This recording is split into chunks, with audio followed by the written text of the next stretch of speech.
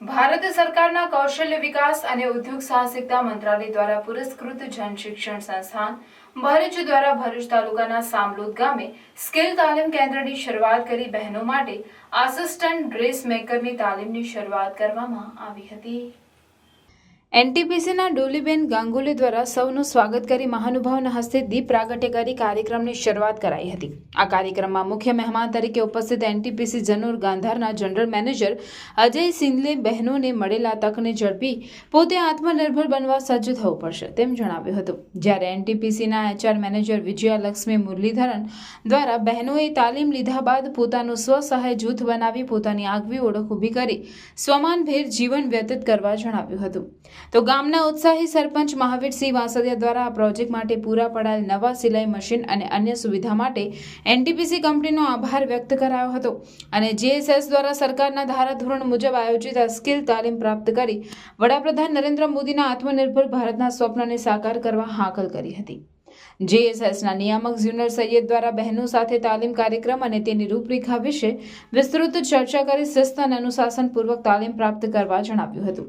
તેમણે વધુમાં જણાવ્યું હતું કે સંસ્થાના પ્રશિક્ષક સારિકાબેન પ્રજાપતિ અભ્યાસક્રમ મુજબ સાયન્ટિફિકલી તાલીમ આપશે જેથી થિયરી અને પ્રેક્ટિકલ બંને બાબતો બહેનો ધ્યાનપૂર્વક ગ્રહણ કરે।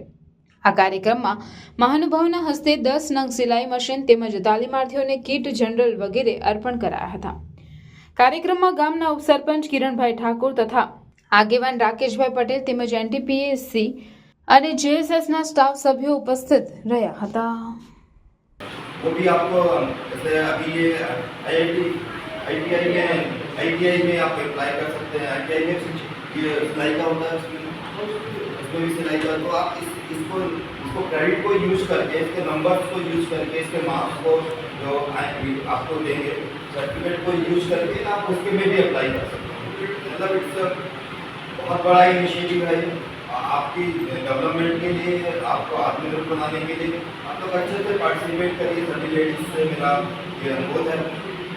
तो आगे अगर कुछ प्रॉब्लम्स है तो वो भी कम्युनिकेट करिए। उसमें जो अगर कुछ आता है आपको लगता है कि इसमें ये चीज़ तो उसको कम्युनिकेट करिए, मैडम से कम्युनिकेट करिए, बताइए कि इसमें और ये चीज़ और ऐड होनी चाहिए, तो उसमें निरंतर जो है सुधार हो सके।